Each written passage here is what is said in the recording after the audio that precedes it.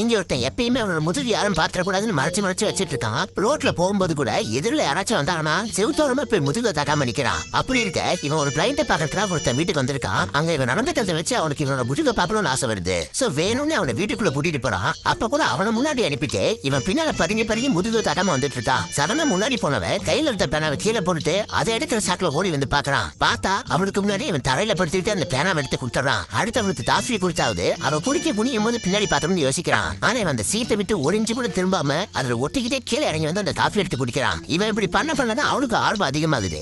இதுக்கு எப்படியாவது அவன் முதுக பார்த்தே அவன் முடிவெடுக்கிறான். அதுக்காக என்ன பண்றானா அவன் முதுகுல ஏதோ கடிச்சிருக்குன்னு சொல்லி கத்திட்டு இருக்கான். இவனும் பாவம் பார்த்து அவனுக்கு ஹெல்ப் பண்ண போறான். அந்த கேப்ல அவன் முன்னாடி இருந்த ஒரு டோலை திருப்பான். பார்த்தா இவனுக்கு பின்னாடி ஒரு பெரிய ஸ்கிரீனை போட்டு மறைச்சு வச்சிருக்கான். அதை இவன் திருப்பி அது கண்டு கீழே வந்துருது. அது வழியாக அவன் முதுக பார்த்தானா ஆனா அவன் முதுகுல அப்படி எதுவும் ஸ்பெஷலா இல்ல. அப்புறம் ஏன்டா முதுக காட்டாம இருக்கான்னு பார்த்தா இவன் அந்த முதுக பார்த்தா அவனுக்கு ஏதோ ஆகுது. அதை பார்த்தா இவனே பயந்து போயிடுறான். அடுத்த செகண்டே அவன் மயக்கம் போட்டு கீழே வந்து போய் சேர்ந்துறான். அன்னைக்கு நைட்டு ஃபுல்லா இவன் அதை பத்தியே தான் யோசிச்சுட்டு இருக்கான். அப்ப இவன் முதுகுல ஏதோ வெயிட்டா ஃபீல் ஆகுது. திரும்பி பார்த்தா அவனோட ஆத்மா இவன் முதுகுல உட்கார்ந்து இருக்கு. இப்ப இவனோட முதுகை யாருக்கும் காட்டாத, இல்லைன்னா நீயும் ஒரே செகண்ட்ல போய் சேர்ந்துருவேன்னு சொல்லுது. அன்னையில இருந்து இவனோட முதுகை யாருக்கும் காட்டாம இவனும் பயந்து வாழ்ந்துட்டு இருக்கான். சோ இதோட மாரத்த ஸ்டோரி என்னன்னா அடுத்தவங்க என்ன பண்றாங்கன்னு பாக்குறது நம்ம வாழ்க்கையை பார்த்தாலே நம்ம வாழ்க்கை சந்தோஷமா இருக்கும்.